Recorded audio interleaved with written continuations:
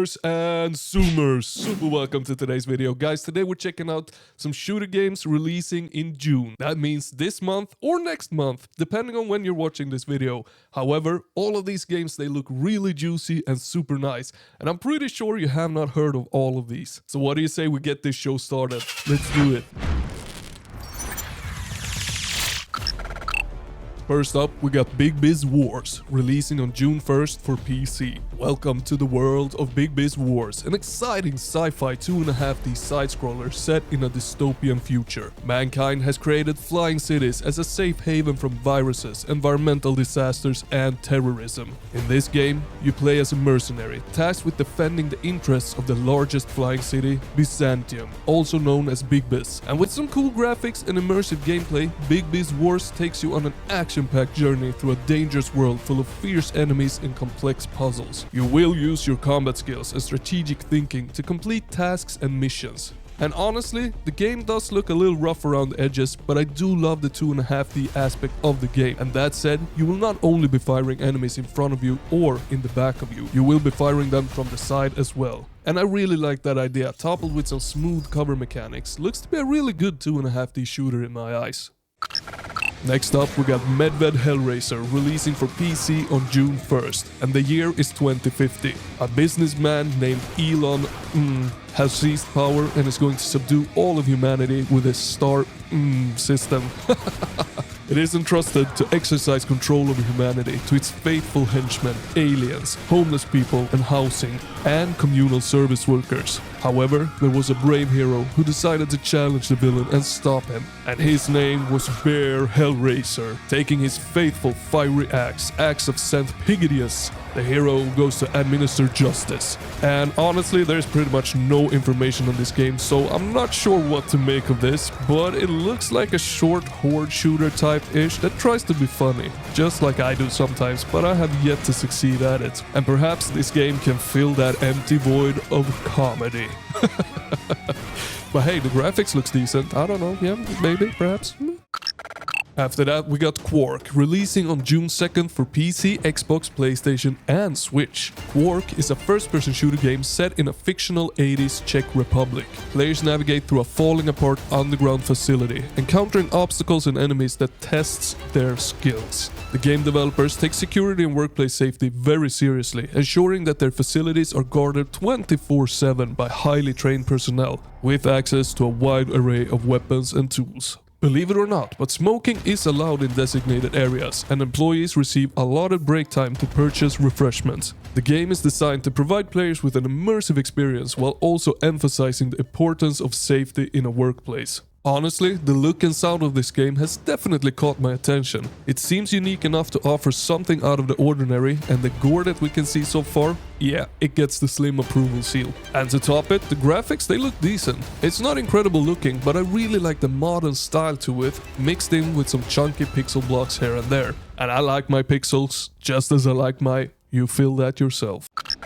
After that, we got Trouble Juice, releasing on PC on June 5th. Trouble Juice is a side-scrolling shooter roguelike set in a TV show tournament broadcast across the universe. Becoming the ultimate champion, unlock prizes and secure your place in the galaxy's Hall of Fame. Clear achievement bingo lines to access new juices, characters and costumes. You also get to upgrade your abilities with juices from the juice guy himself and unleash unique special abilities in intense battles. Get ready for some really action-packed runs and addictive gameplay in Trouble Juice. And it honestly looks like a fun and very bloody roguelike. I like it, but what would have been perfect for this game is some co-op or multiplayer. Shame there seems to be none.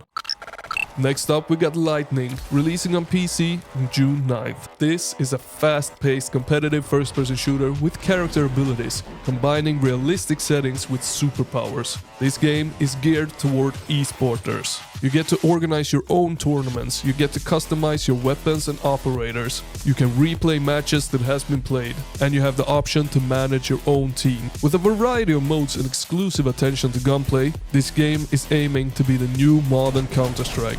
And as we can clearly tell by the mechanics and the description of the game, this game is geared towards the competitive audience, which is as far away from me as you could possibly come, meaning I will not be touching this even with a 2-meter long stick, but if you do, please do let me know what you think of it. Well, hi there, it's just your friendly neighborhood boomer shooter guy Slim Bratsky checking in on ya, and don't forget to leave a like, dislike and comment to support this video and get the spread going. And guys, if you like my content, consider becoming a member for almost free. Absolutely almost nothing. For only $1.99 a month, you will get to spend some money on me and support me on my journey. Plus, you do get some hidden messages here and there that are only available for members. So become a member today for almost nothing.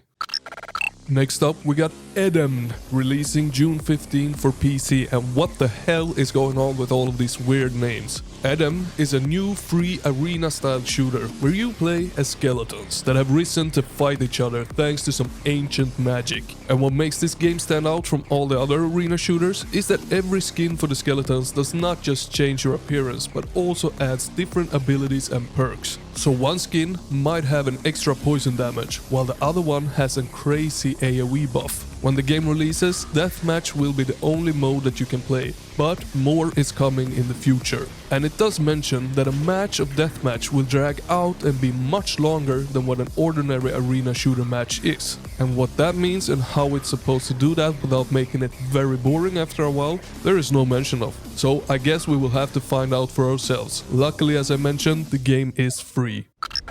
Next up, we got Trepang 2, releasing on June 21st for PC. This right here, my friends, is my most anticipated game for the whole of June. Trepang 2 is an intense, action-packed game where you play as an escaped soldier with supernatural abilities seeking revenge. You get to unleash devastating punches, sneak in shadows, and wield explosive weapons to give the bad guys a taste of their own medicine.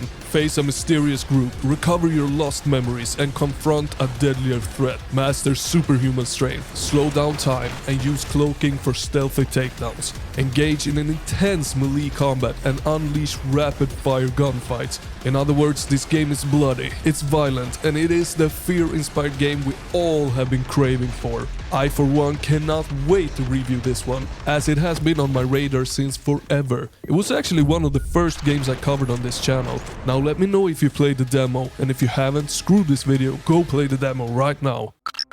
Next up, we got Swelter. This, my friends, is a Half-Life 2 mod, releasing on June 27th for PC. I don't usually put mods in this list, but this one really caught my attention. Swelter is a story-driven mod, which takes place several years before the events of Half-Life 2, and it tells about the internal contradictions within the resistance forces that arose during the rebellion against the Combine in the post-Soviet city of Central Asia. And I mean contradictions, resistance forces, rebellions, post-Soviet city of Central Asia. Did it grab your attention as well hearing that?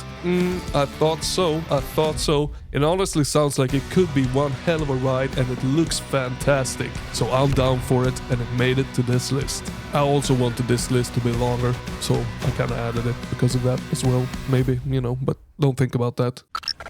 Next up, we got Raining Blood Hellfire, releasing on June 30th for PC. Annihilate hordes of enemies, solve puzzles, and stop the demonic invasion. Upgrade your power with unlimited options. Discover 100 plus unique weapons like flamethrowers, rocket launchers, and more. You play as Asaus, what the hell is wrong with all of these names? The last holy exorcist on a quest to uncover the truth and face unimaginable terrors. You have to stop the invasion, survive, and reveal the secrets within the old cathedral. It's got a metal soundtrack, over 100 weapons, and blood. Just enough to make the cut for this bloody June list. Next up, we got Gunsmith Simulator, releasing in June with no exact date for some reason, but it's coming for PC. And there is nothing like the smell of coffee blended with the metallic aroma of repaired guns in the morning. You become a virtual gunsmith and it will become a part of your everyday reality. You have already prepared your workshop and equipped it, and learning the profession just came naturally to you. Now you're left with finding your first customer. Fire up that computer, go to the Gunstock website and browse through available auctions and ads. Now who knows, maybe you will find someone who is in great need of your newly mastered skill. This, my friends, is technically not a shooter game, even though there is shooting in it, but I've always wanted to learn a thing or two about guns, and I wanted this list to feature 10 games, so I put this one in here, just as I did with the Half-Life mod. If you got any questions on that, drop them down in the comments. Fellow boomers, while we wait for these amazing games to drop, why don't we go ahead and check out these amazing boomer shooters?